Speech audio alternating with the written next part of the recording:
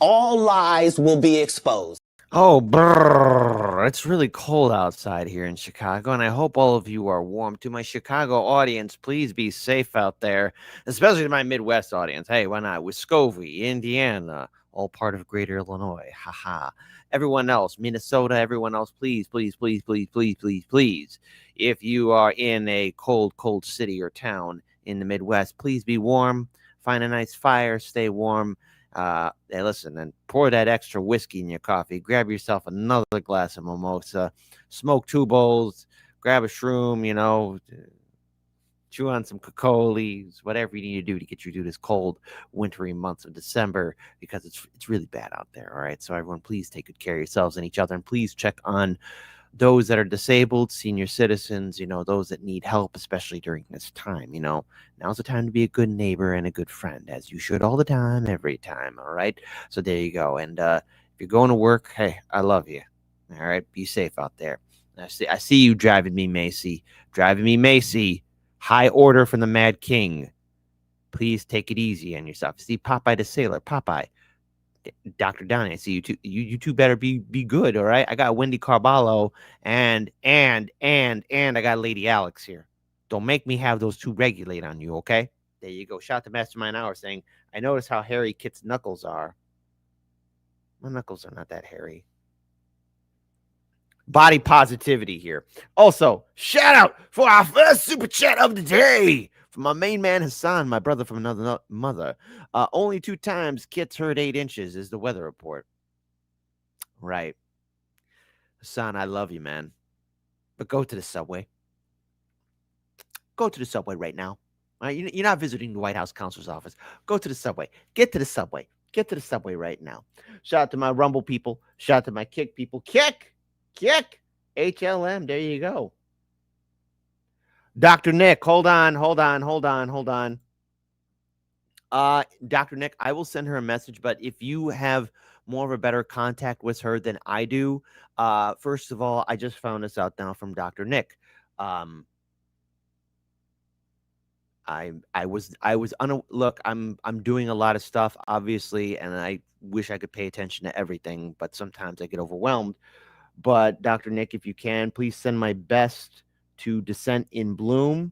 Who is Descent in Bloom? Well, she is the one who did an article on Natalia. That's Cowboy Kitty's sister-in-law. She also did an article with Indy at INN News about Aspen, who is right now struggling and fighting for her case as well. So apparently she is due for a procedure this morning. Descent in Bloom, you have Hardlands Media support and solidarity. Everyone, Descent in Bloom has a great Substack.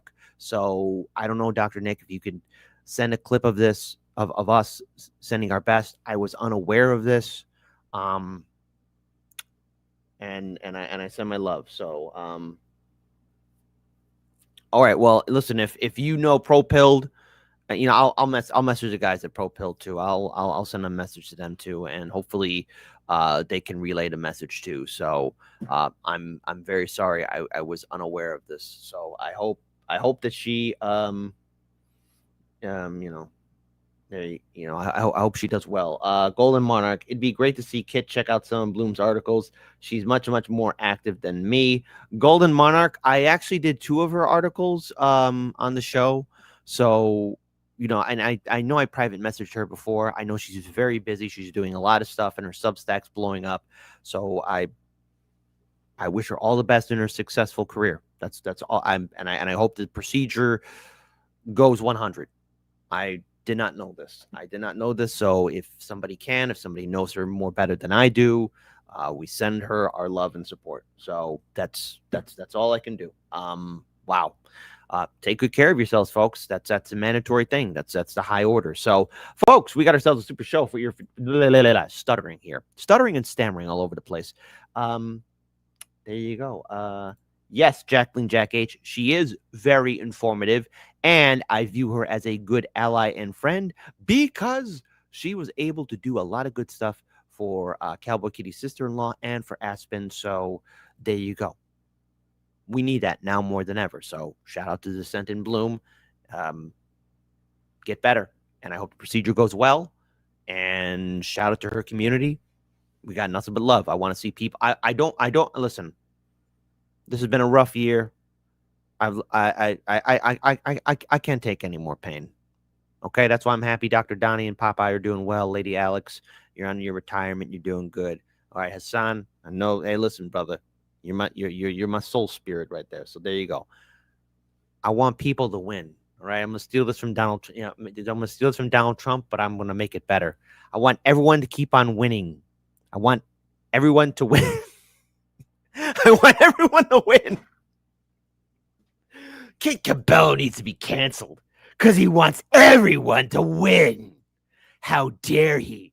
Anyways. All right, there you go. All right. No comment. There you go.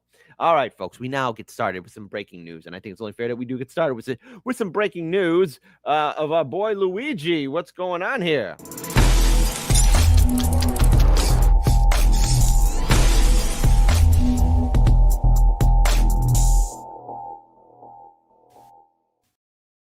All right, Luigi Mangione. Luigi Mangione is due in court right now, as he is right now facing off against the fight for his very life. As, let's face it, folks, a lot has been flying and circling around Luigi in regards to what took place in December of 2024. Wow, who is to think that after all of this, we're right back where we started from in December 2025.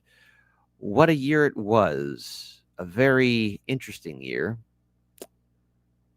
A very interesting year indeed. So, who is Luigi Mangione? Well, Luigi Mangione is a 27-year-old man who is right now facing off against a court case, who is right now dealing with the fact that he partook, or at least allegedly, it's according to allegations. Again, everyone's due for a due process for the assassination of United Healthcare CEO. Now, right now, what's being taken place is, and here we have a video in turn of the coverage of what he could be facing off against in the courtroom case. So let's go and pull this up here. A case that has garnered a lot of attention because everyone just loves their healthcare insurance company, right? Hey, folks, let's have democracy in the chat before we play the video. Do you like your healthcare insurance? Type 1 for, oh, Kit, it's so perfect. It's rainbows, sunshines, and butterflies. Type 2, Kit, if you ever mention healthcare insurance, rainbows, sunshines, and butterflies, I will find you and I will beat you within an inch of your life. Luigi Mangione, the accused killer of United Healthcare CEO Brian Thompson, is expected back in state court as his defense team asks for key pieces of evidence to be suppressed, including everything discovered in his backpack when police arrested the 27-year-old at a McDonald's in Altoona, Pennsylvania. Among the items, a gun, bullets, and a red notebook. These newly released photos from a police body cam show Mangione sitting at a corner table wearing a face mask as police confront him. In court documents, defense attorneys say those officers searched his backpack without obtaining a search warrant and did not immediately read Mangione his Miranda rights. Prosecutors say the alleged killer wrote out his plans to murder the insurance executive in the notebook found in his backpack, including an entry where Mangione allegedly... Look, here's the thing. There's procedures. You have to read a person their rights, and you do have to have warrants. You do have to have a lot of things to add up. Now, this is a federal case, and already it's been made clear from this administration how they view about Mangione, as the idea of the death penalty has been put on the table. Now, I understand, and I want to be very careful here, because the YouTube algorithm and rhyme is starting to, and all of social media's algorithm and rhyme is starting to act very suspicious here. But again, due to due process, we have to understand that there's been a lot of rumors surrounding whether Mangione is the wrong suspect or not. Now, again, everything will be revealed at trial, but the fact that the defense is doing this says a lot, because it's also important to note that, at least as it stands right now, even private phone calls between Mangione and his defense lawyers could have also been heard and listened into. You know, I don't want to say something so brave yet so controversial at the same time, but look, all this kind of stuff right now, it seems like there's this hyperactive effort to either try and move this case along as quick as possible so that Mangione's defense don't really have a chance to say their side of the argument. And the fact that this is happening right now says a lot in regards to how this case will play out in 2026 during the midterm election cycle. Lee wrote, someone should whack the CEO. Prosecutors say the search was justified, in part because police were concerned for their safety. The defense is calling it a violation of their client's constitutional rights. Not guilty. Mangione pleaded not guilty to state murder charges in New York, gun charges in Pennsylvania, as well as a federal murder charge that can carry the death penalty. It has been nearly a year since the fatal shooting, and interest in the case remains high, with multiple documentaries. You can see that it was not a professional hit. Luigi! All right, look, I wasn't going to say anything. I wasn't going to say anything, especially when I watch this video, but I have in my notes. Notice how the guy's wearing the Luigi from the Mario Brothers hat, you know? It's about time that character gets all the love and attention, because it always goes to Mario. Give it up for Luigi. I love the video game, the Luigi Haunted House ghost game. And supporters still back Mangione with a fund for his legal defense, receiving daily donations amounting to more than $1 million. According to his legal team, the Ivy League grad has been keeping track of more than 6,000 letters he's been sent in jail. Now all eyes will be on the Manhattan courtroom, where a judge... BW, look, don't think I forgot that, where Mario's in the friend zone. Jeez, Mario. All those times saving Princess Peach, and it was nothing but the friend zone. That's why you roll with Luigi. Luigi gets Daisy all the time. Judge will decide if crucial evidence can be used when the murder case finally goes to trial.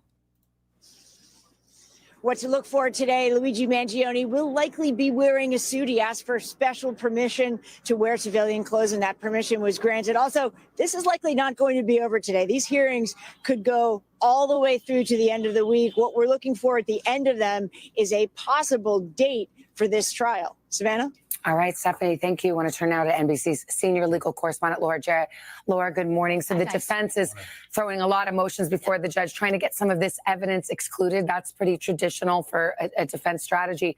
What do you think has the best chance of succeeding? These are critical motions for the defense, and they are highly unlikely to actually win these motions, guys.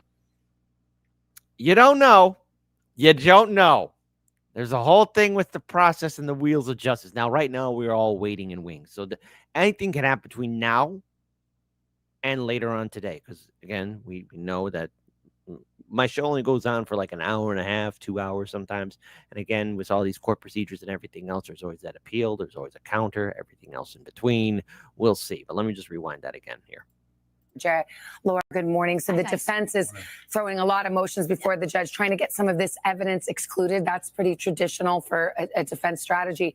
What do you think has the best chance of succeeding? These are critical motions for the defense, and they are highly unlikely to actually win these motions, guys. Obviously, they want to try to get all the most damning evidence thrown out here because of the writings being so damning, saying things like these parasites simply had it coming. Prosecutors show this proves a motive. Generally, you can't search someone's bag without a warrant, but the prosecutors are going to say here, as they almost do in every case, look, there was a nationwide manhunt, that a violent crime had been committed. We didn't know if there was a bomb in there.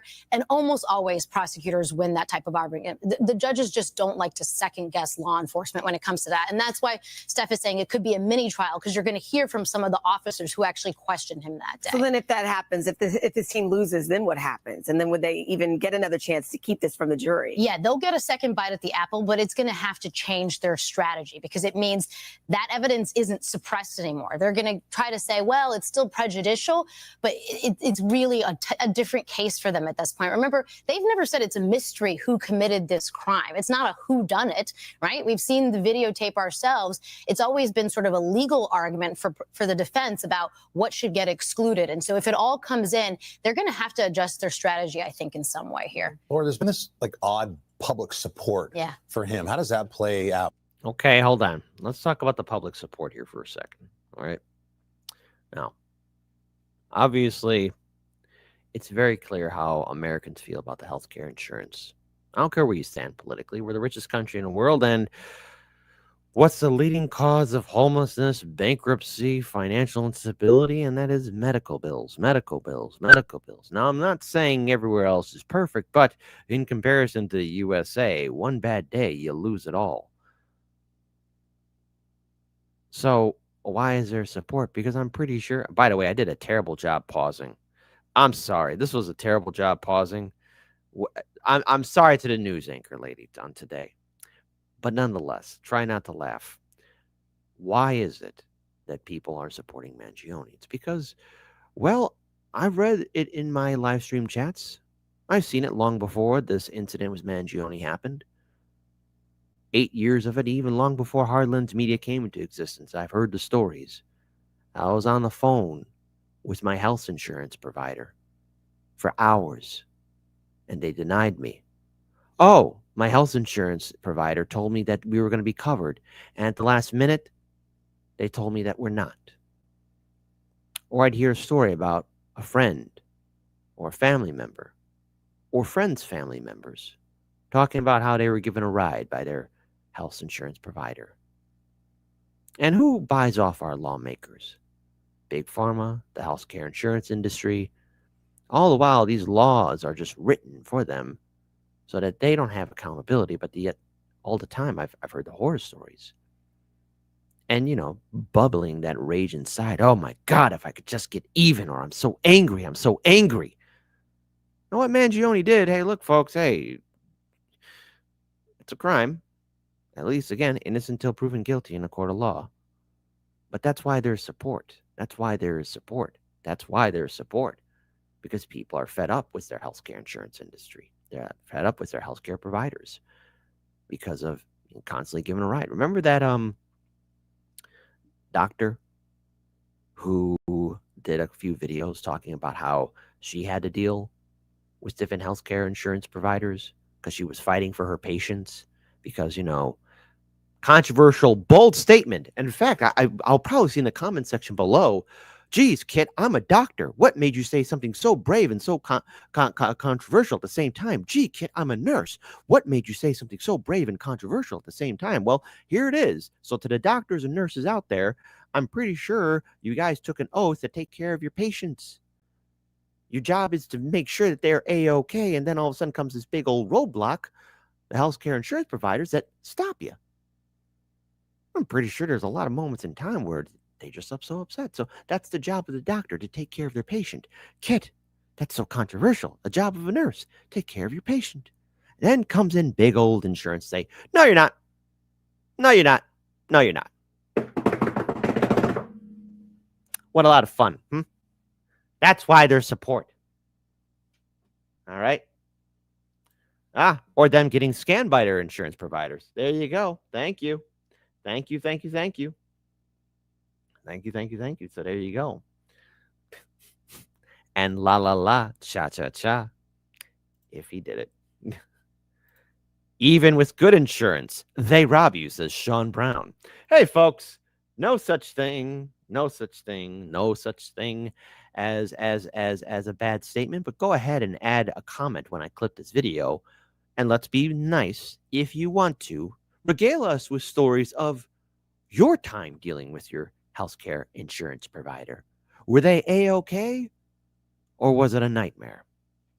In this. Yeah, it's something like 6,000 letters have been sent to him in jail. He's raised almost $1.5 million.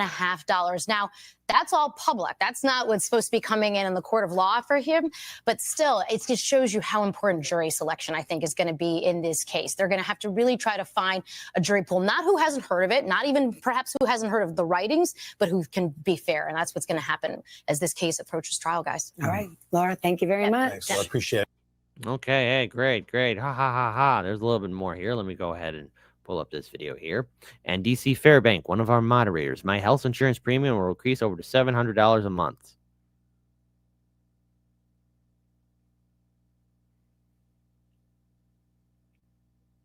That's not right. Okay? It's not okay. I don't like it. I don't like it at all. And that's from one of our longtime viewers. And I'm sure all of you have the same kind of story too. Some form or another.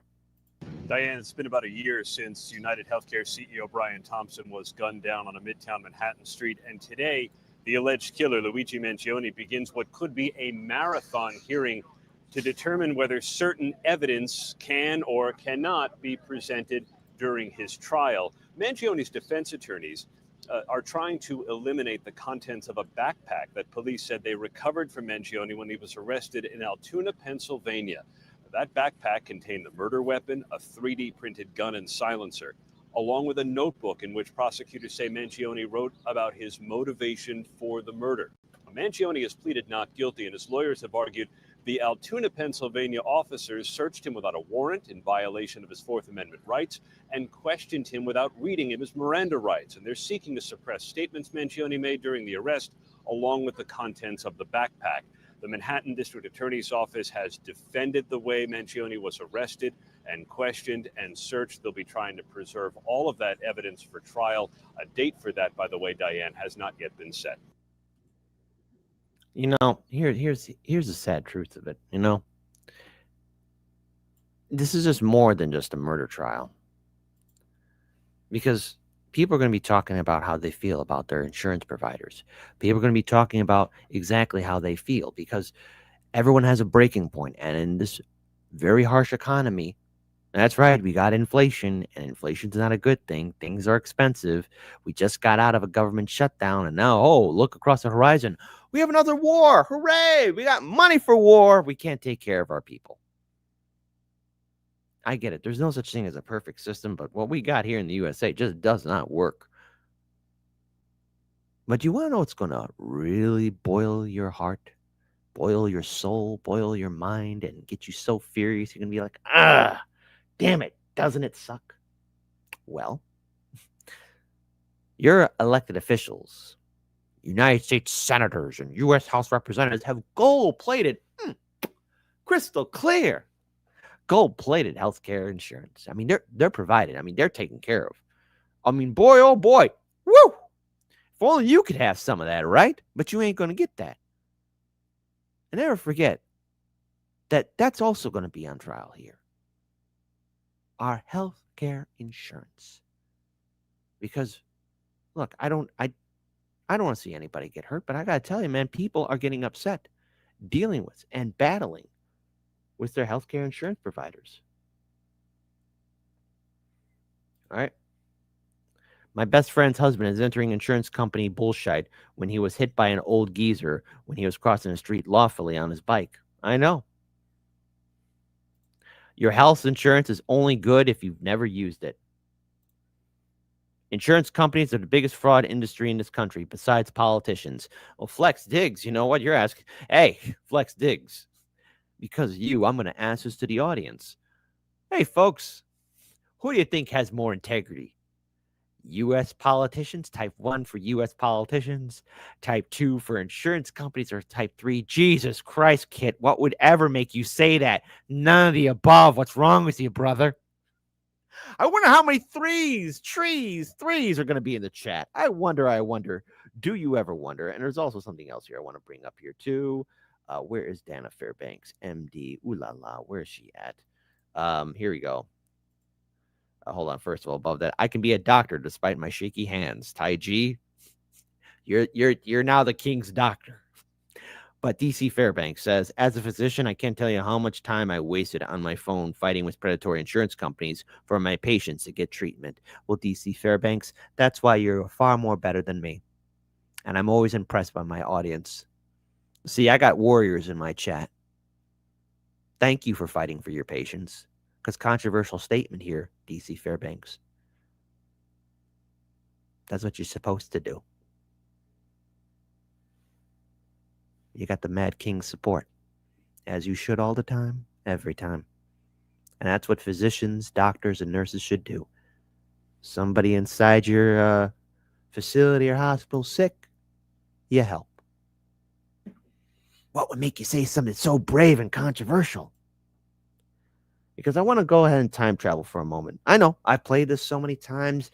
It's like, Jesus Christ, Kit, why? But I got to tell you, it matters. It matters because we ask these politicians for help. We asked these politicians for help, and they didn't do it. Never forget 2021. Shout out to Matt Orfila. She died when I was younger. As she was about to leave her kids and her husband, my mom was worried about having to get treatment because it would have bankrupted our family. Our insurance company refused my claims. They'll gladly let a vulnerable boy and his family suffer. I actually used to be a fiscal conservative, diehard Republican, and I lost everything. This is my sister Diana, and the medications for her autism are more than $2,000 a month. The same medication in another country is $14. Force a vote for Medicare for all. We are the only developed nation on earth that does not have some form of universal health care. I went to the emergency room. They said that I needed to follow up with my doctor, and I can't go see a doctor. I don't have health insurance. I can't pay this bill. I've been working in a nursing home about 5-6 years now, and they're telling me I don't deserve health care. I'm going tomorrow to a nursing home with active COVID patients. Force the vote. Let there be a vote for Medicare for all. If we had a Medicare for all system, my dad could have just gone to the actual doctor and they would have caught the cancer earlier. Force the vote now. Hashtag force the vote. People don't go to the hospital because they don't have insurance. Force the vote. We need Medicare for all. By the time I had some idea of what to do to treat my illness, I could no longer afford to treat my illness. Force the vote now. I am one of the many millions of Americans who have lost their health care. If you actually care about defending the human rights of Americans, force the vote. I got stabbed in the chest, and their answer for me getting attacked was to charge me $270,000. Force the vote. I had a bone disease, and my doctor goes, "You're not making bone properly." And I was like, "Well, should I take a Viagra?" He's like, "No, it's not." One day I stepped off a step the wrong way, and my spine collapsed. The insurance company wouldn't pay. Force the vote. My father had health insurance, and we had to fight the health insurance company to try to get to pay for his life-saving medication. And I was sitting in a hearing where one of the Blue Cross Blue Shield representatives was sitting in front of me laughing. And now look, this lady's better than me too. You know, I think I've commented on this before, but she's far better than me, because if somebody was laughing, smirking all while hearing this, I think I would have lost it. I would have lost it. I would have gone nuts. I leaned forward and reminded him that the dying man that you're laughing about is my father. That's not right. Force the vote. Force it. Both Republicans and Democrats support Medicare for all. Force the vote. Vast majority of our fellow citizens support it. We expect our politicians to Force the vote. And if the politicians aren't willing to demand it, then they should get out of the way. Force a vote. I've had enough. Force the vote. If not now, when? Force the vote. They ran on Medicare for all. The squad needs to do their job. Hashtag force the vote. Screw all these partisan politics. It's time to start fighting for the people. Please force the vote. Not tomorrow, now. I don't want to see any more theater or Instagram posts about how much you're doing for us if you're not using your power in a real way. Get things done. Medicare for all would change my life. Force the vote. power doesn't concede anything to polite requests. Remember, we asked him for help, and Thomas Cross said it the best. Who fought Force the Vote the most? Not Republicans. You would think so. You would think so. Oh, it wasn't the GOP. You know me. It was the Democrats. I can't predict the future. What's going to happen with Mangione. I will have to say this. His defense is making a bold strategic move. And if they are able to successfully play this, perhaps Mangione has more of a fighting chance, especially because let's face it, this case is probably going to be going on even past 2026. I mean, that is, that's just how it is. Let's be clear on this. It's going to be a long time. It's going to be a long time. But if they're able to pull this feat off, it is a significant win. Again, anything can happen between now and then. So when I clip this video, I will have to say at the end of this update, there probably could be more legal paperwork, legal loops that Mangione is going to have to go through. So we will be doing an update on this. I'll be doing an update later this evening. So that's what I can do as a promise. But this story isn't going to die down because this is bigger than what happened in December of 2024. This is about how people feel about their health care insurance. Why do you think he has his support? It's because people are furious at a system that is okay with sacrificing them. And in turn, how do you think everyone feels about it? One bad day, and they tell you, no, you're not allowed to fight. It is human nature for us to fight against death itself because we want to live. But when you have an insurance company tell you no, what does that do to you up here or the people around you? We're better than this. And you would think our politicians would give a damn, but no. In 2026, you know what our politicians are going to ask you? Give us money so we could stop Trump. Begging you for money when we begged them to force the vote. That being said, we got ourselves a super chat here. Hold on, we got a couple of super chats here. First of all, Hassan, I read your super chat already. Thank you so much for the $2. Win Team and Perils are the worst payroll app, said CB Applejack. Really? Okay. Save me with payroll, please. Guys, Gator up. CB Applejack, I know that you are on X, so if there's a tweet that you want me to share out, let me know. You've done some very good reporting on the ground, and you've also done a lot of stuff with ProPilled and Indy at INN News and on RBN. I've even had you a guest on my show. So if there's a tweet on Easy Street, private message me, so that way I could, give it a heart and a retweet. All right. That's your homework assignment. There you go. Force the vote. Kit, you don't know how politics works. Ha ha. I'm going to do like Jack Burton. Jack Burton in Big Trouble in Little China. Caught that knife thrown right back at you. Force the vote does work because Matt Gaetz showed that it does. So take that, AOC. Republicans proved that force the vote can work. That's the biggest joke of them all. That's the biggest joke of it all. Like I remember all the hate that Jimmy Dore got. Oh, Jimmy's so divisive. That wasn't even Jimmy Dore's idea. He found it from DSA's playbook. And the greatest irony of it all is that Matt Gaetz proved that it does work. He proved that it works. It works. It works. All right. There you go. There you go. There you go. There you go. Shout out to Hassan, man. 4 Gators in chat. Thank you, everyone, for the super chats. I do appreciate it. Let's see. I drink coffee black if I make it. Cream if someone else does. I make my own, says Popeye the Sailor. Well, look, I like to have some dark roast coffee. A little cream in there, a little sugar in there.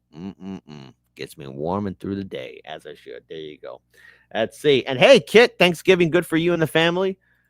I actually had a very peaceful Thanksgiving. It was a good Thanksgiving, and hey, if you're a Patron supporter, you already know the inside baseball. But I had a good college friend fly into Chicago, and he was there just for a couple of days, just like maybe 2 or 3 days, and he was staying at a certain hotel. He was actually staying at Trump Tower. And I went. He said, "Hey, I'm gonna leave him anonymous." But we used to go to Northeastern Illinois University together, okay? And he said, "Hey, listen, I know it's been a while since you've seen each other. You want to hang out with me at my hotel?" I'm like, "Yeah, sure, buddy. What's going on?" He says, "Listen, don't get angry. I'm at Trump Tower." I'm like, "Okay, I'll go ahead and see you there." And I got to tell you, for Black Friday, I actually had fun hanging out with my friend. And hold on, in case Trump is a secret supporter of the show, watch, he's going to post on social media. He's like, "Well, turns out that left-wing loony liberal Kit from Heartlands Media was at Trump Tower, and I think he liked it." It was actually a pretty okay experience. It was pretty good, pretty good.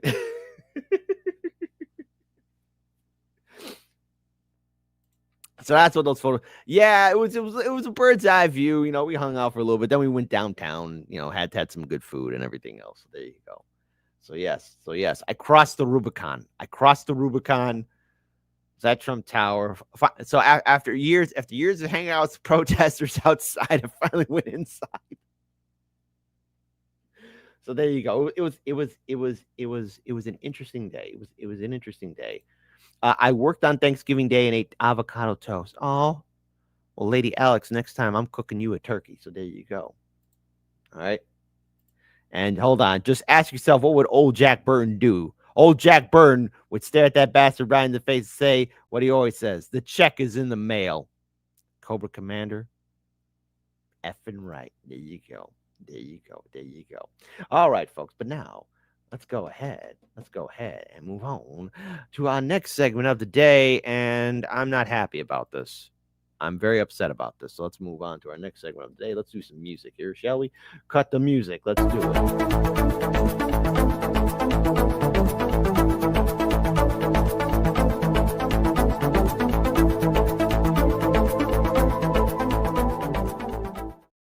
Okay. Venezuela and the USA. War.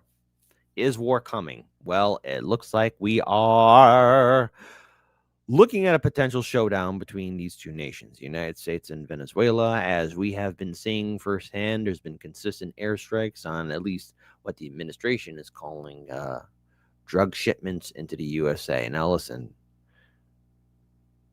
the illegal illicit material of narcotics comes in the USA's through many ways: planes, trains, automobiles, boats, submersibles, on mules, and through underground tunnels. But nonetheless, the issue with a conflict with Venezuela is that don't we have enough wars as it is?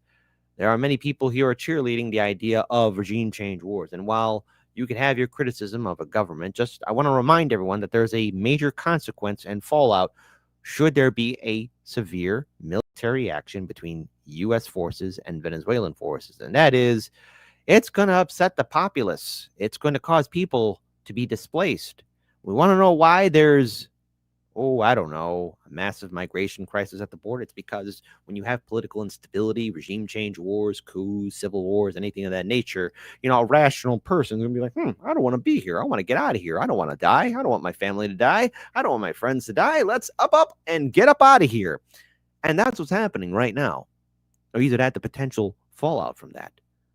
Because we don't know just overall the long-term fallout. And let's be clear, a lot of the critics right now calling out for why there's a potential conflict is because of that one narcotic that the U.S. can't get over, and that's that oil, that Texas tea, the good stuff. So let's go ahead and talk about it here, because you got Congresswoman Maria Salazar, who says that U.S. military action in Venezuela could begin in a minute, emphasizing that the country is on the verge of intervention. Say it with me. What could go wrong? She says, no, you cannot run. Politically speaking, according to this law, that other law. They said you had corruption charges. Whatever. And then she says, okay, no problem. I'm not running as president. Let me put this nice gentleman in Mundo Gonzalez. How long before this happens? What is your prediction? Before Christmas? Imminent. Because we're on the verge. You're saying within days we're going to see something happen. Because this is what we did with Iran, that we gave ample notice to their commercial airlines. Do not overfly the Venezuela. That's exactly what the president has done. Look, as soon as U.S. forces bombed Iran, I mean, my goodness, that's the Uno reverse card that can never do its job again and do the reverse. We can't go back in time. We start doing military strikes in Venezuela, I really dread the overall fallout, because will there be political instability? Will there be an occupation? Will there be a regime change war? I mean, look. Isn't it far better to sit down and negotiate, maybe hash out a deal before you start drawing the sword? Because once started and you start installing a government that was not selected or voted in by the people, you get an epic disaster for everyone. And now this is not going to be hard. 80% of the Venezuelans voted for the opposition. You have 8 million Venezuelans in exile. We're talking about the largest reserves of oil in the world that will be doing business with the Americans. Boy, you said the loud part. You said the quiet part loud. Sorry about that. You said the oil, baby. in the world that will be doing business with the American oil companies. And that is something that I have made very sure that they understand. American companies in Venezuela for the next 100 years. All right. Well, you heard it. It's imminent in just days. Congresswoman Maria Salazar. Thank God for small favors and for President Trump. Let's see. Hold on. And let's hold on. And short term, 3-5 years fight with Venezuela could be rough, but long term benefits for them and U.S. outweigh discomfort. Even so, I don't want to do it, not because of colonizer crap, but U.S. is unstable. Look, I don't want to do it, period. I think that there's a lot of fallout.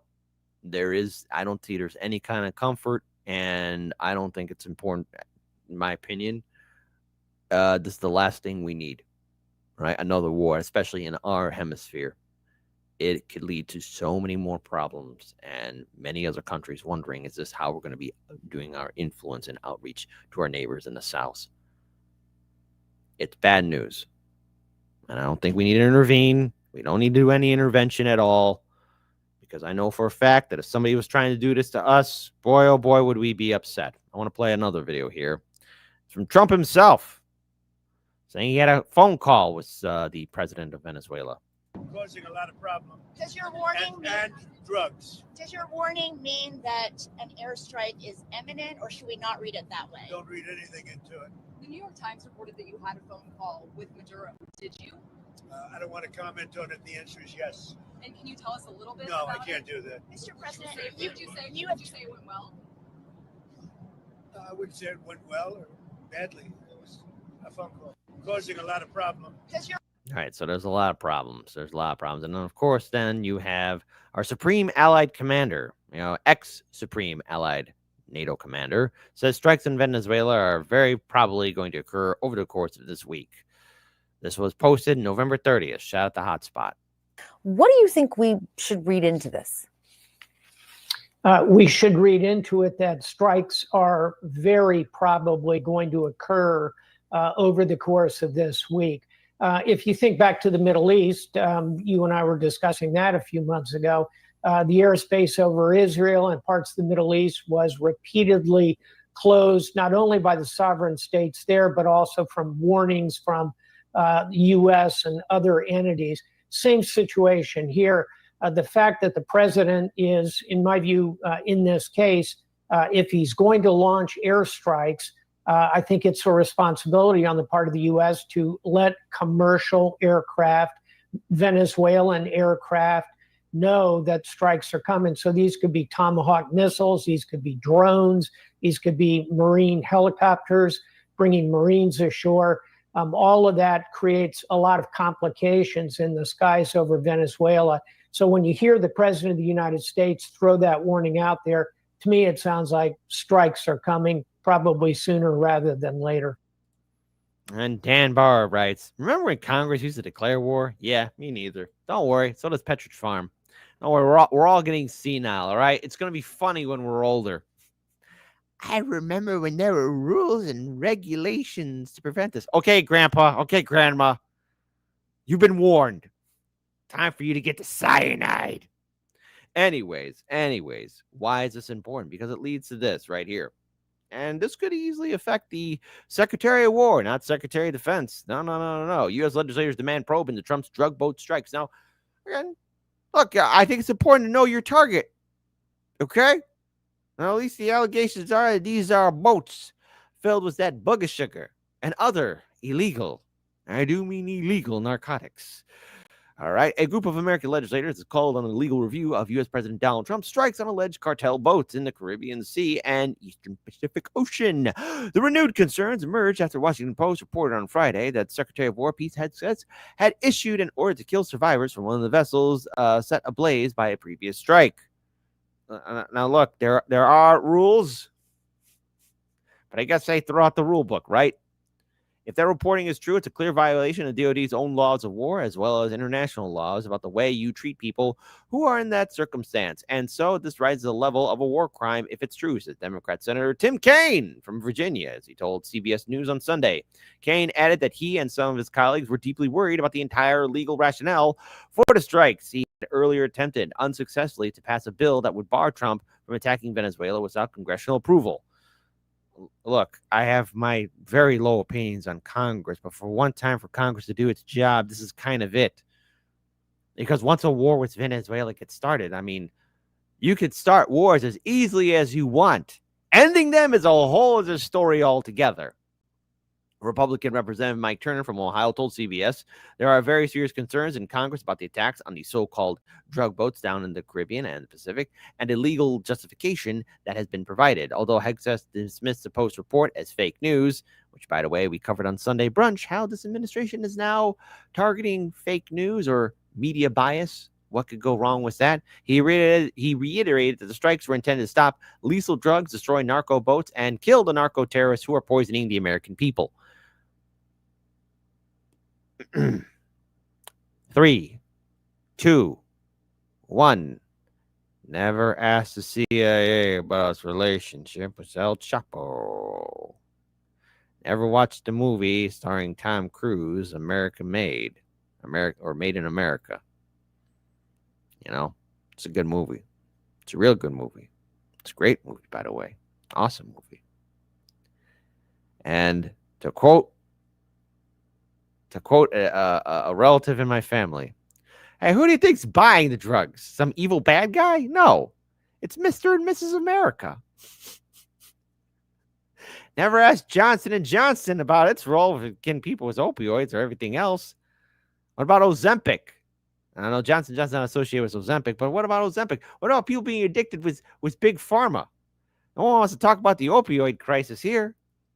Not some evil cartoon villain going, "Moo, ha, ha, ha, ha, ha. I'm going to buy all the drugs and hide them in my mountain." No. Who's buying them? Who's buying them? Who's buying them? God, that ending to New Jack City is so relevant now, man. Anyways, Trump has accused Venezuela's left-wing government of aiding cartels and has threatened attacks against the country. Venezuelan President Nicolas Maduro has denied any ties to organized crime and warned the U.S. against launching another crazy war. Because what could go wrong? What could go wrong? The answer is a lot. But I will go ahead and add this here as a final note to this. We got the potential posturing for another military conflict for the holiday season. Isn't that great? All I want for Christmas is peace. And didn't Trump run as a peace candidate? I know he joked about taking Greenland and making Canada into 51st state, but you know, war in Ukraine is still going on. The absolute madness in Gaza is still going on. Let's be clear. There's all this political instability, military instability all across the world right now at this point. The world is on edge, and the last thing we need is another military conflict. And across the political spectrum, I think we can agree, left and right, that war with Venezuela in any shape and form should be off the table. You want to cause a bigger migration issue? You want to cause crisis? Because, look, before it even hits the borders of the USA, remember, once the war starts, that's it. Cities, towns, being bombed, being hit at, targeted, bridges being blown up, infrastructure being blown up, power going out, people dying, people escaping, people trying to flee. That's going to put pressure on other countries, and that could cause instability in other countries in South America, then impacting Central America, then going into Mexico, then affecting our border. It's a domino effect. And like with all dominoes, once that domino goes down and the pretty design of destruction starts coming our way, there's no stopping it.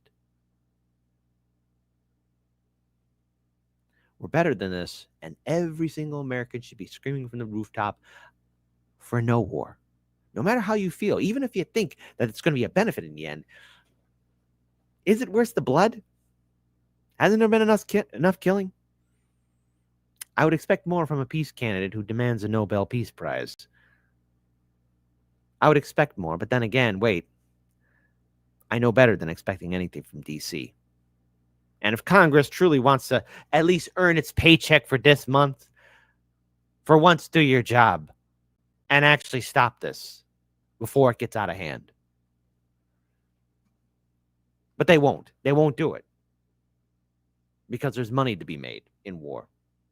Always money to be made in war. And people could be better, but they're not going to do it.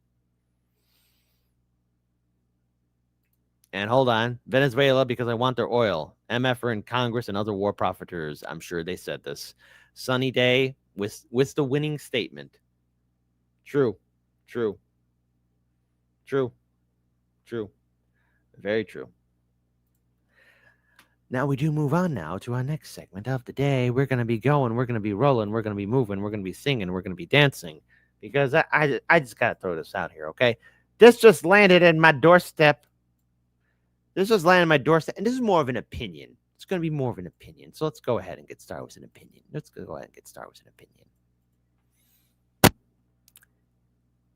If you had told me sometime in 2018 that those who were involved with Justice Democrats would be regretting or being critical of AOC, I would have been like wondering, well, what happened? If you told me this in 2018, that somewhere in 2025 we would be seeing this. If you had told me in the aftermath of Force the Vote, don't forget Cenk Uygur, Sammy Boy Cedar, they were once on board with Force the Vote just for a little short hot minute, and then, whoa, flippity flop. Oh, we got to back AOC. Carry water for the Democrats. Keep our powder dry for the Justice Democrats. Brand new Congress, our revolution, and DSA, because AOC's got a plan. We got to help them out. Don't forget those 15 congressmen and women who are on the Force the Vote petition. All right, now I'm not saying Force the Vote would have worked, but it would have shined a light on how corrupt our politicians were at the height of pandemic. That's what Jimmy Dore was trying to prove. And you know what? At the end of the day, somewhere out there, Jimmy, I hope you're enjoying yourself a nice drink, because you've been proven correct on this. Because Cenk Uygur discussed the difference between AOC and MTG on the Epstein files, and so much more. The difference between AOC and MTG.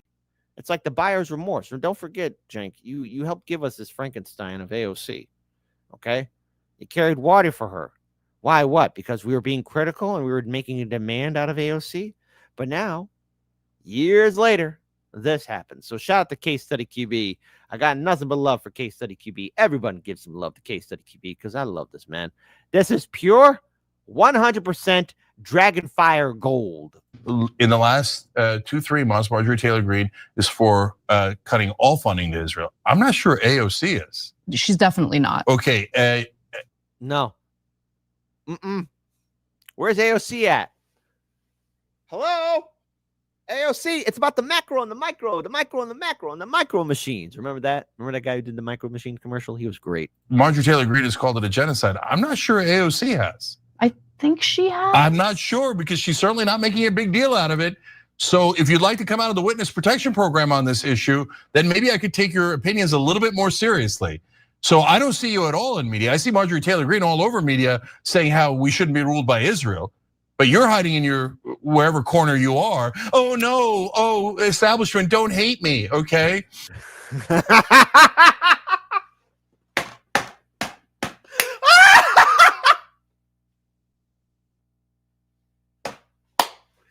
Oh, you know, I gotta send this to Jimmy.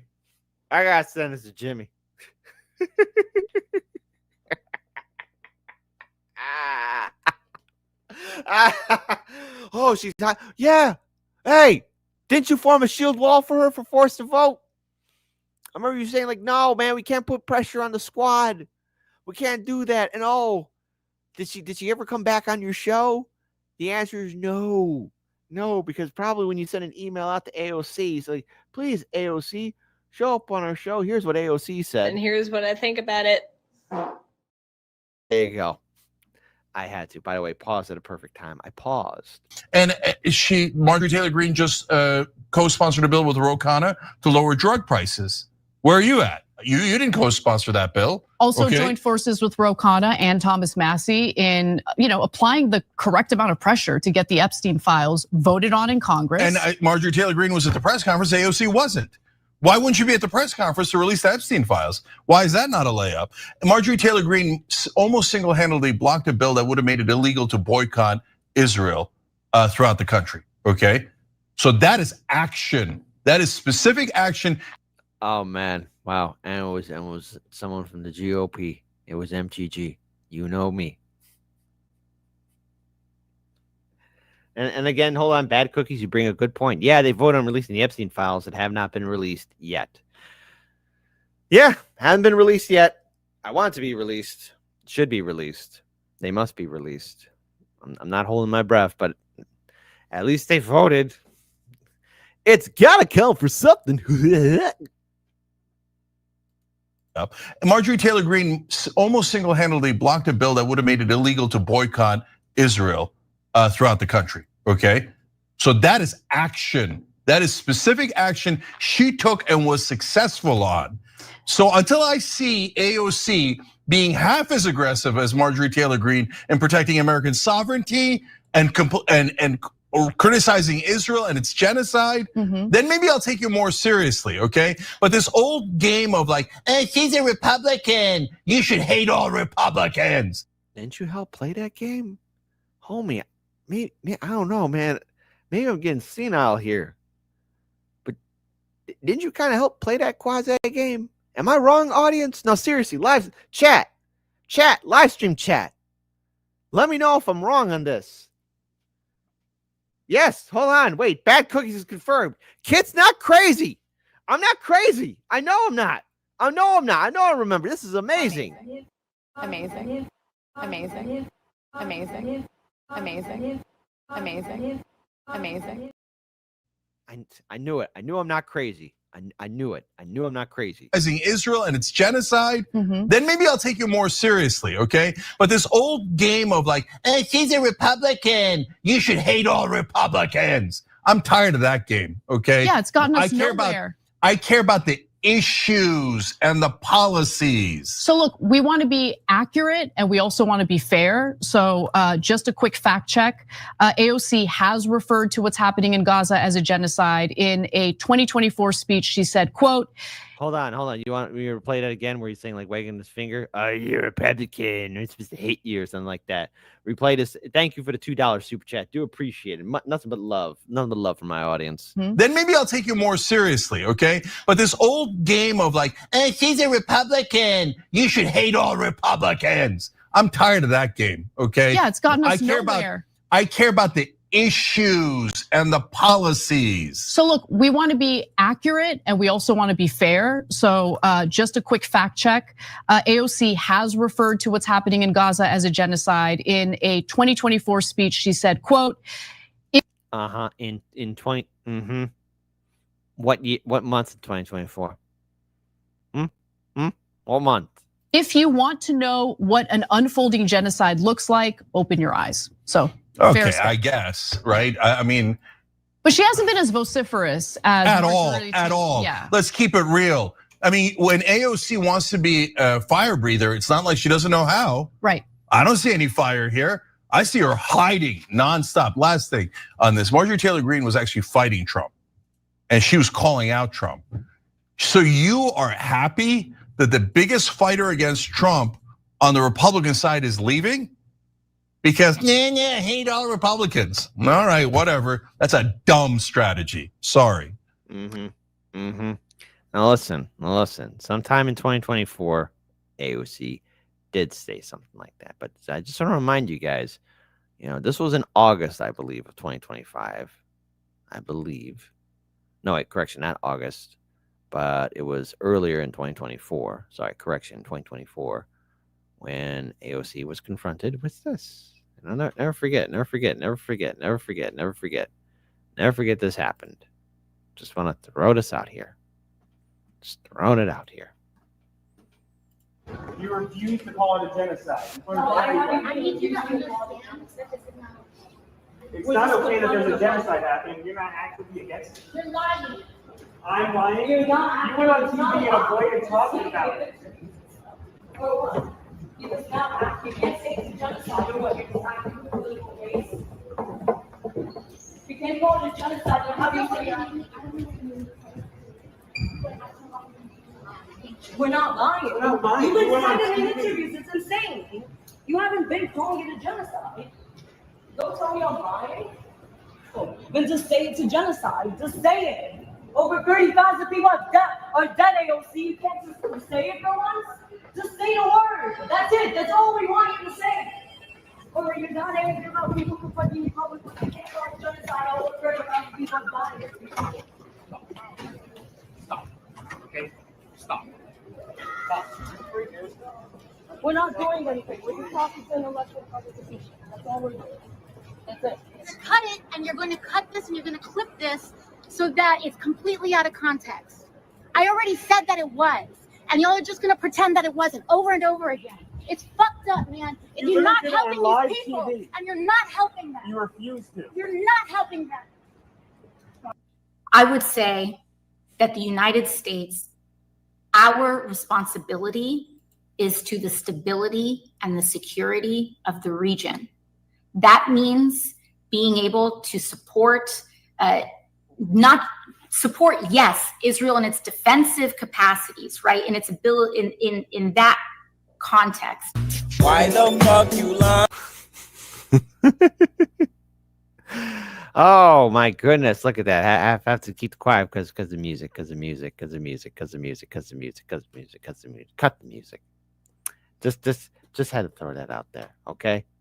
So first of all, again, just one other thing here too, okay?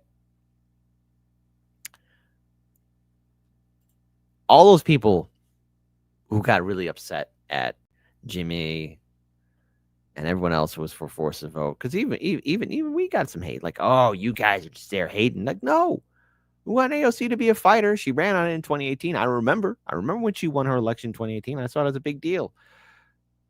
And then, nothing but disappointment. Okay. Nothing but disappointment. To which Courtney Smith, who tipped $5, thank you so much for your generosity. At this point, it's almost safe to call MTG and Thomas Massie Justice Republicans. I wouldn't go that far. No need to put justice or to besmirch the name justice for these politicians. Occasionally, a politician will be right, and I got to tell you, I'm at least for MTG and Thomas Massie, they've been consistent. All right, whether or not the Epstein files get fully released is the big tamale to take on. But nonetheless, all the people who carried water for AOC are now kind of seeing how it's all played out. She's become a traditional politician. And by the way, just to rub salt in the wound, same thing's going to happen for Zoran Mandani, if not it's already happening. All this fear of, he's going to turn New York City into Stalingrad. Don't worry, he got the big boy phone call. Even AOC is going to call me like, guy, hey, listen, Zoran, I'm going to tell you about the macro and micro of the big boy phone call. Follow orders, like totally. And that's it. How interesting now that TYT, Cenk Uygur, Nana are now saying, AOC is such a disappointment. Of course she was. You could have joined in for the force to vote. We really needed you. We needed everybody. And yes, I'm going to say it again. We needed everybody for force to vote. To go back in time. It's too little too late, but okay. Took you a while to say it, but I'll never forget who gave us that Frankenstein of AOC. It was Justice Democrats. And who founded it? A guy named Cenk and another guy named Kyle. It's all come crashing down, and somewhere out there, everyone who supported force to vote is laughing in the background. We were right. We were always right. But hey, the next time, don't go to bat for a politician. Let that be a lesson to you. Let that be a lesson to all of you. Do not go to bat for these politicians. Do not. Because you have to carry the consequence. And I'm pretty sure Cenk has to carry that consequence of always knowing I helped create that monster. And she doesn't even go on your show anymore. Oof. Oh, if there's ever an oof, that's it right here. Oof. Oof. Oof. Oof. Oof. What more can I say? Told you we're having fun. I told you we're having fun today. I told you we're having fun. First of all, again, thank you, everyone. CB Applejack, thank you for the $2. Replayed this. I got to text it to Cenk if I'm not blocked. Don't worry. I'm going to clip this. Clip. And you'll be able to share it on the social media. Okay, so there you go. Also, Courtney Smith, again, thank you for the $5. Well, thank you, everyone, for the super chats. Really do appreciate it. It's a good day. It's a lovely, beautiful day. Let me go ahead and like all the super chats here, too. I better like them. Can't like the super chats, or else you will be getting a beating. The beating likes which even God has never seen. So there you go. All right, hold on. while and we got a lot of people tuning in, so we got 152 people tuning in and watching the show. Can we get a couple more likes, please? Please, we only got 93 likes. What's wrong with getting 150 likes? It first, it boosts up the algorithm. Second, I love you. How many content creators say that to you? Not a whole lot. That's why I'm talking to you. I love you. There you go. There you go. See? You see? There you go. Let's see. Hold on. Where you go? Hardlands Media costs extra for a beating. Be nice. That's right. Natalie Williams says, God damn it, hit the like button or else. The beatings will continue until morale improves. As it should. But now we do move on to our next segment of the day. Let's go. Let's go. I don't even know how to feel about this one. First of all, again, people are asking me, Kit, is it going to be cold in Chicago? Yes, it will be. All right. It's going to be in the 20s. So, again, to my audience, especially if you're in Chicago, check in on your senior citizens, your elderly relatives, your elder neighbors, those that are disabled. You know, be a good neighbor. Be a good neighbor. Help each other out because it's going to get cold outside, okay? It's going to get cold outside. And I don't want anybody to get hurt. I want people to stay alive, okay? So let's move on.org to our next segment of the day. All right. Now, I'm going to say this just for YouTube. YouTube, a certain word is going to be used, the R word. And no, not the R word for assault, but another R word for an insulting name, right? Between President Donald Trump and Governor Tim Walz, okay? So I'm not saying it, YouTube. It's the President of the United States, Tim Walz, and the media. I got to break this down because because you know what, folks? YouTube's probably going to suppress this video. So might as well just throw it out there, all right? Trump doubles down on calling Tim Walz the R word, especially challenged. He went full on there. So what's going on here? What exactly happened? Well, first of all, let's talk about it because there's a lot of spiciness about this story. It's extremely spicy. So let's go ahead and pull this up here for everybody to see. Donald Trump, take it away, Mr. President. In that same post, you mentioned Tim Walz, and you called him what many Americans do find an offensive word, retarded. Do you stand by that claim of calling Tim Walz retarded? Yeah, I think there's something wrong with him. Absolutely, sure. Because you don't think you have a problem with it? You know what? I think there's something wrong with him. Anybody that would do what he did, anybody that would allow those people into a state and pay billions of dollars out to Somalia. We give billions of dollars to Somalia. It's not even a country because it doesn't function like a country. It's got a name, but it doesn't function like a country. Yeah, there's something. Dr. Nick, you know I love you, man. I'm going to let this one slide, Dr. Nick. Listen, I'm going to let that slide. I'm going to let that slide. I'm going to let that slide for now, Dr. Nick, because I love you. You're my brother from another mother. There you go.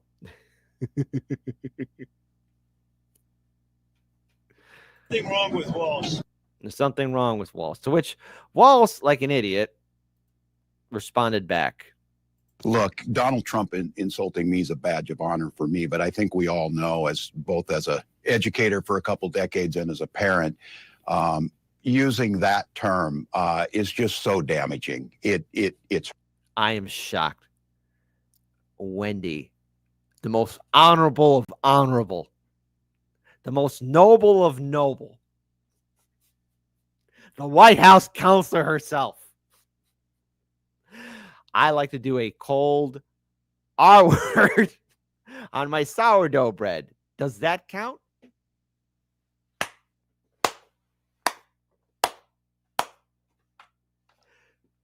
Kid, the White House counselor said something. Do you send her to the counselor's office? I don't know.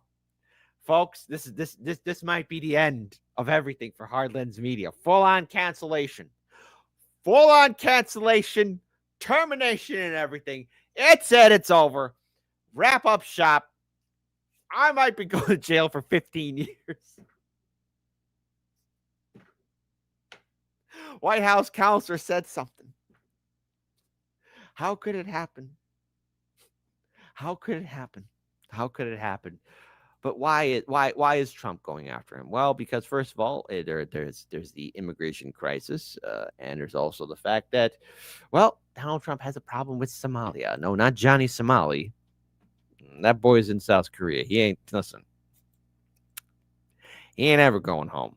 But there's a lot more to it because the Minnesota social service workers slammed Governor Tim Walz as 100% responsible for massive fraud of $1 billion rolling state. So there you go. Hundreds of state workers at the Minnesota Department of Human Services publicly went after Tim Walz for allowing a massive fraud scandal to unfold under his watch and retaliating against their whistleblowers. Oh, whistleblower.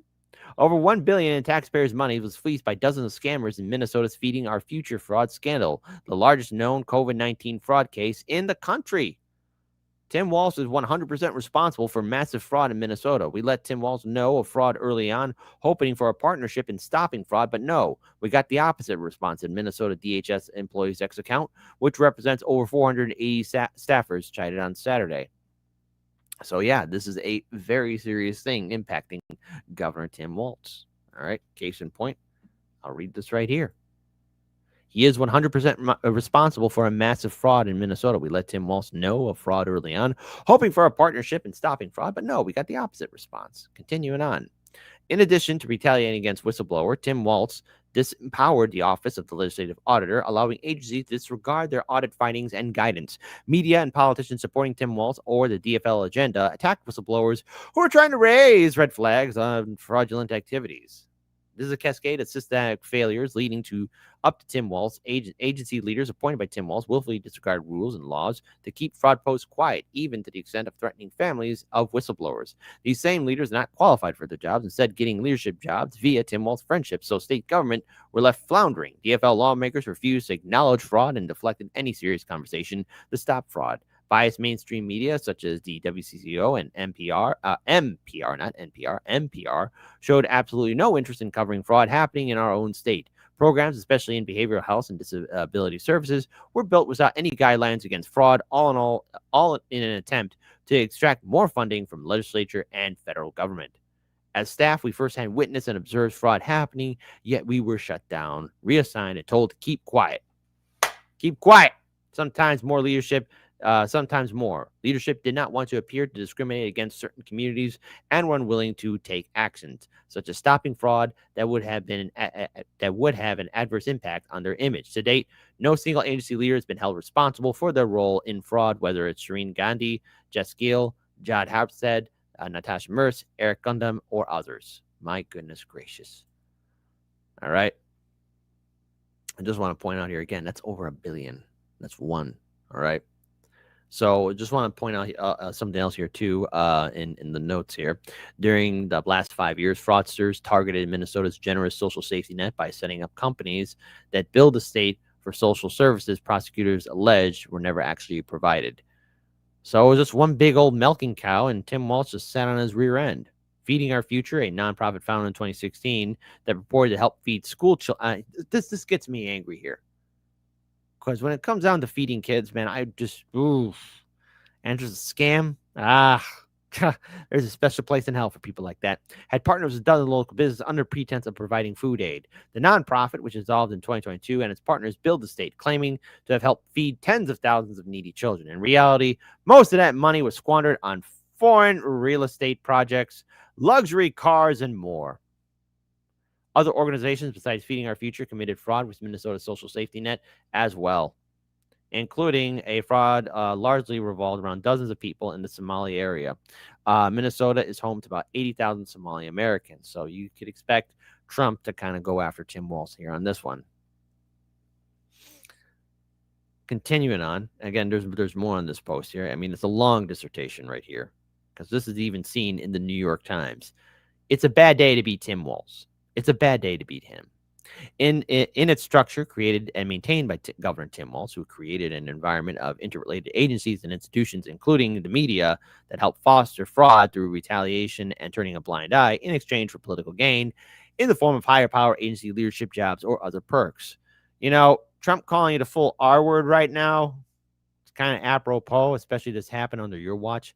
Fundamentally, Tim Walz is dishonest, lacks ethics and integrity, has poor leadership abilities, and has never taken accountability for his role in fraud. Instead, Tim Walz deflects by blaming national politics for his own failings and distracts the public with intermittent lying.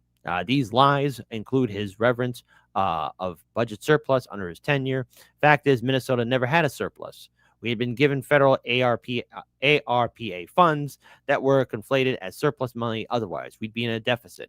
And those ARPA funds, which were meant to be temporary funds, were used to create more leadership positions for Tim Walz buddies. Don't worry. Republican lawmakers do the same thing too, by the way. As much, we can't fight fraud in Minnesota alone, hence why we're appealing to federal levels of government. We need all help we can to get Tim Walz agency leaders have up their brazen approach in covering up their knowledge of fraud. We're grateful to numerous solid politicians and media outlets who are trying to halt fraud. We are also grateful to other whistleblowers who are bravely stepping up. Thank you, New York Times, for bringing the plight of Minnesota to the national stage. And this is from the Minnesota Department of Human Services employees. Sucks to be Timmy, boy.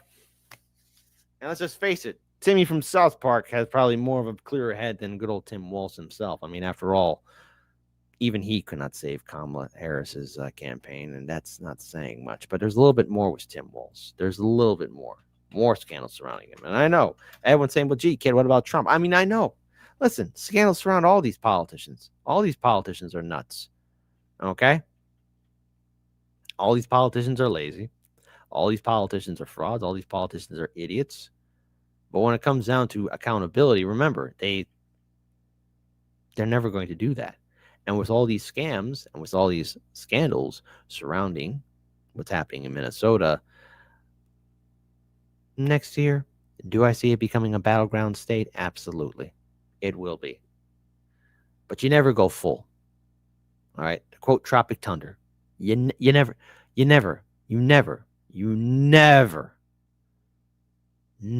go full. Case in point, I want to pull up something else here too. One more thing.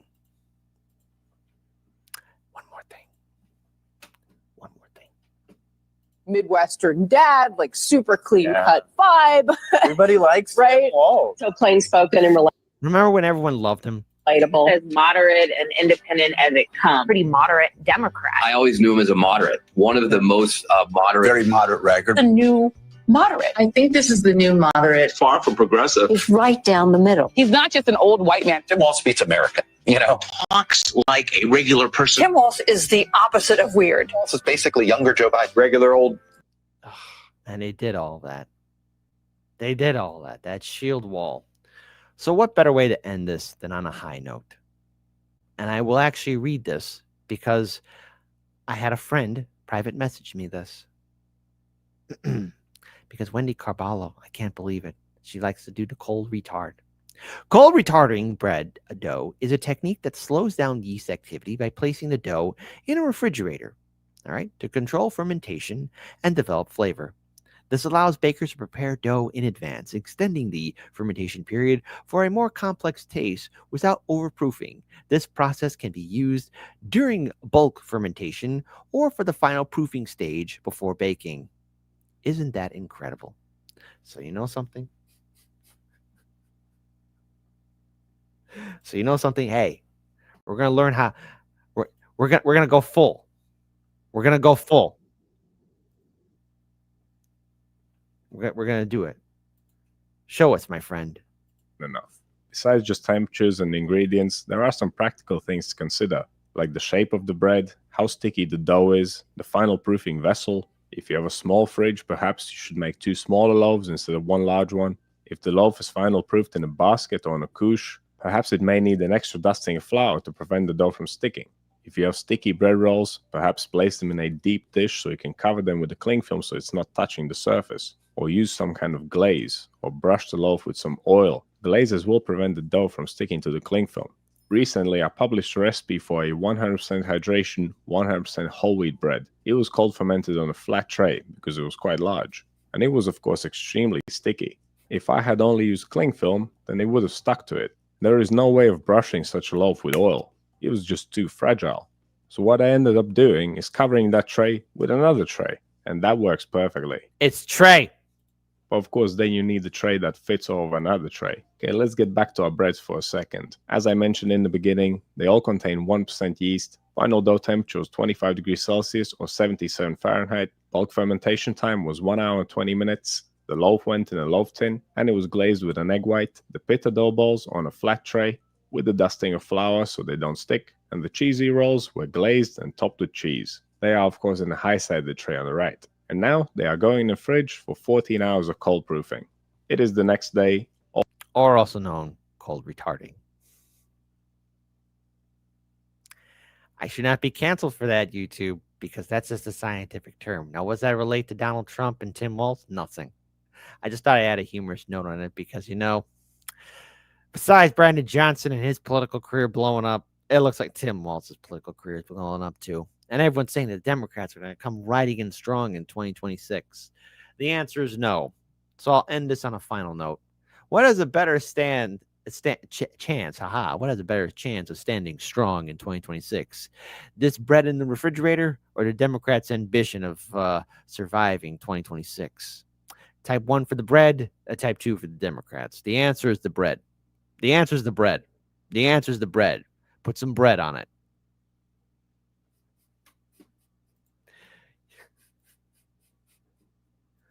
Roger.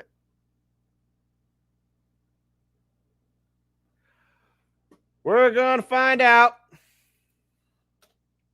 Thank you, Roger Meadows, for the super chat.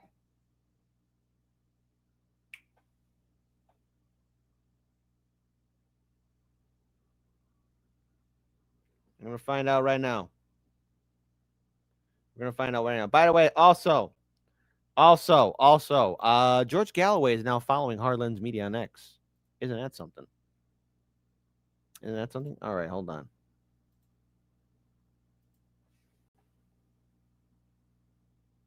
Scam Likely's calling me. Whoa! It was! Oh my God, Roger Meadows' account got suspended on X.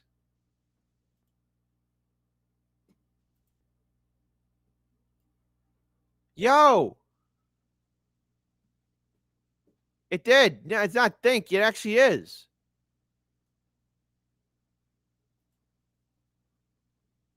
I clicked the link to Roger Meadows' X account. It got suspended. What the hell?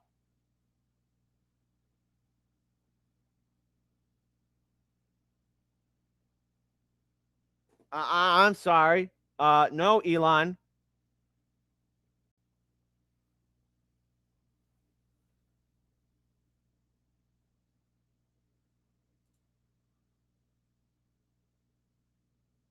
Seriously, what the hell?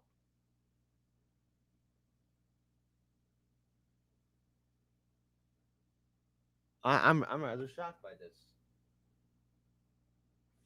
Hold on.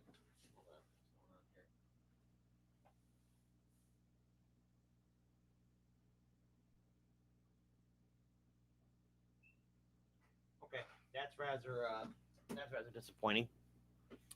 That is extremely disappointing. Everyone, please politely reach out, post on X, have Roger Meadows' X account to be restored, please. Suspicious activity. This is not right.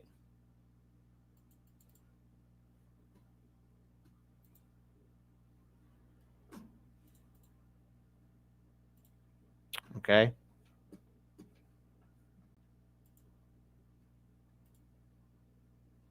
I don't like this. I don't like this at all.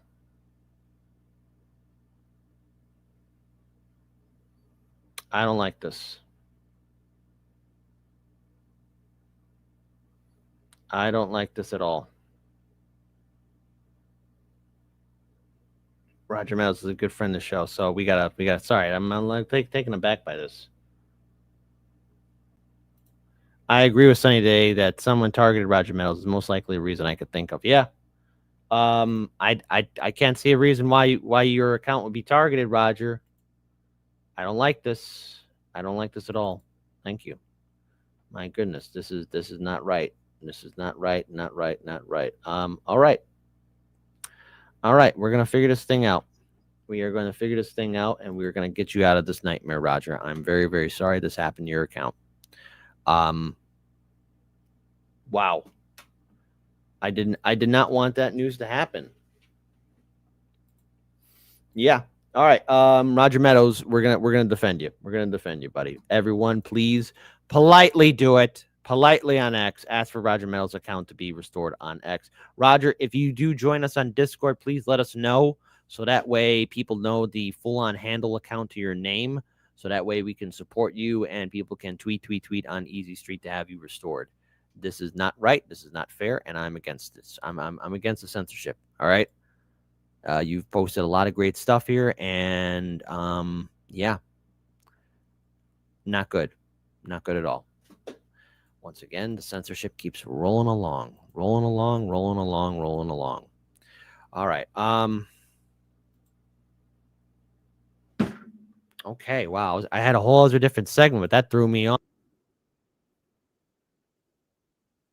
So for everyone that's tuning in right now, please help out. Please help out Roger Meadows. Wow. That definitely takes precedent. And yeah, help our friend Roger Meadows get his X account back. Roger Meadows has been a great source of information to us in this media space. Roger Meadows is the one that got me involved with citizen ballot initiatives and so many other political policies and issues. And he's been a great voice, not only on Michael Voss's show, but on Larry Sharp's show, on Savvy Sab's show, and his X account is where he helps share a lot of great information. He has shared a lot of great posts and articles with me. He is one of the many people that I do trust out here in this media space. I find it very suspicious that his account was targeted like this. So, homework assignment for every single one of you lovely, beautiful people. Roger, join our Discord. Please post on there your X account handle name. So that way we can politely, everyone, retweet at Twitter to have his account restored. Make it count, please. That is the order of the day. So with that being said, folks, wow. Okay, that's a news segment for the day. That's what we're gonna do. Roger, okay, hold on. So it's Roger 2.0. Good. All right. All right, and okay, bad cookies. You're going to get a 0 on this homework assignment. Well, anyways, you could help share on Discord then. But Roger Meadows, that's your account. Thank you so much for the $2 super chat. But right now, the course of the day is to restore your account. That's what we're going to do. So for everyone tuning in right now, we are reaching the end of the show because guess what? It's cold outside and I have to make sure my ground is salted. And more importantly, listen, I got my social responsibilities too. There's people who I do care about who are freezing cold here in the Chicagoland area. I want to double check on them, making sure they're good, making sure and everything else is good. And I urge everyone in the Chicagoland area to do that here as well. So first of all, thank you so much for making this episode really great. I don't want to end it on such a bleak, grim, dark note for Roger Meadows' account, but Roger 2.0, that's Roger 2.0 on X. If you have an X account, politely tell Twitter support to reinstate his X account. There's been a grave error, and we are going to rectify it. Roger, if you can, if there's a way you could private message me, perhaps maybe on Patreon or some other way, let me know what exactly the specifics of why your account got terminated, because I've been following your stuff on social media, and you've never done anything wrong. So there you go. So let's go ahead. And first of all, if you want to help out Hard Lens, here's our Linktree, P Street, YouTube, X, Rumble, Kick, Patreon, Substack, Discord, Instagram. Look, the online censorship is real. So join us on Patreon. Keep the show alive. Join our Substack. Join our Discord. You will get the link and notification of when we go live. Patron supporters, you get a Patreon show dedicated to you. 10 a.m. Saturday morning, 10 a.m. Saturday morning is when you get a show dedicated to you. It's a live stream, a chance to interact with me and so much more and speak with yours truly. Plus, we get to have a little bit of fun. There you go. And also, if you want to help out Hard Lens Media, please consider supporting our GoFundMe. All the support has been used to keep this action going on so that we can stand tall in this fight. We appreciate all the solidarity. Please share our GoFundMe on all social medias, Reddit, Discord, X, Instagram, Facebook, and we appreciate the solidarity. Thank you to everyone that's been donating hopefully soon we end this nightmare. So without further ado, we got music by Jesse Jett. Jesse Jett, who I view as #1 in the hood. So there you go. We're going to end this with one of my personal favorite, Kings of Colony. So there you go. Everyone else, thank you so much for the solidarity. Much love, peace, and I'll see you guys Wednesday morning, 9 a.m. Peace be with you. Much love, and I'll see all of you on the flip side, as I should. And again, I'm going to keep Roger Meadows' super chat there for his Twitter account. Politely retweet at Twitter so he can get his account back. Let's do it.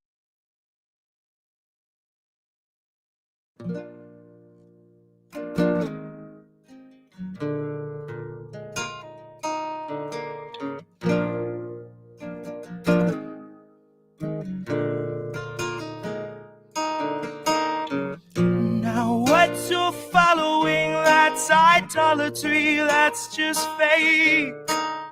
And all that wallowing that you tolerate, that's not faith.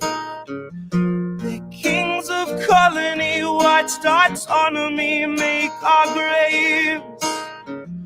The kings of colony know no policy, only rape. Now once you fall asleep, it won't bother you what they say. But the kings of colony, while they slaughter, they still complain.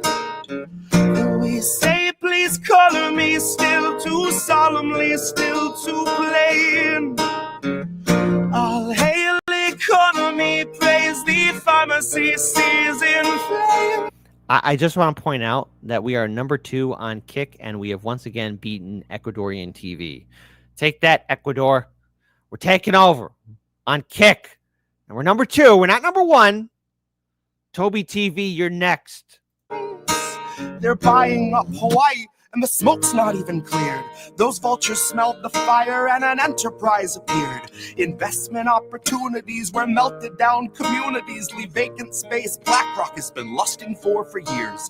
The council meets in private and they don't discuss survivors. Concerns among construction groups are all Lahaina hears. They'll wander through your city with this mocking sword of pity next to Oprah and her camera crew who tore the Trail of Tears, where footage flows as freely as the stream of liquid steel and the pools of pure aluminum that trickle down your wheels. And Biden's here to say he knows exactly how it feels, cause he had a kitchen fire once and had to miss a meal. And people still believe that piece of shit deserves your vote, like he's not why supplies are being smuggled in by boat, like he's not why our citizens were forced to stay and roast. And he can't unfreeze your funding, folks, cause Azov needs it most. I'll bet my every dollar Biden watched it with a smile. I'll bet he knows the whereabouts of every missing child. He's just the kind of man who lives to trample something tribal, collecting culture's corpses just to throw them on the pile. Like he and all his buddies didn't dream about the day when those who dared defy the donor class were cleared away, when home insurance triples and you can't afford to stay, and your land falls to the hands of those whose windfall fanned the flames. The state will take Lahaina and they'll bastardize its name, and tourism will swarm it all the same. You see, the state we left Lahaina shows the ground rules of the game, the planes that in the night ignite the planes. And if questions raised that reckon the potential use of lasers, I suggest you take a closer shave by way of Occam's razor. And if those civilians stood between this country and its gains, then there's really nothing further to explain. Because you may know this already, if you truly know our past, but it ain't the first occasion and it will not be the last where Americans are kettled in and made to bear the blast, are barricaded in and left for ash. How many in Lahaina now are lying there awake and still can hear the city we left leveled in our wake? They still hear all the people that we let the fire take, instructed from above to stay in place. So look to the horizon, 'cause a fire comes for you. Desire made incarnate of the power-hungry few who instructed the police to not let anybody through, to barricade them in, and so they do.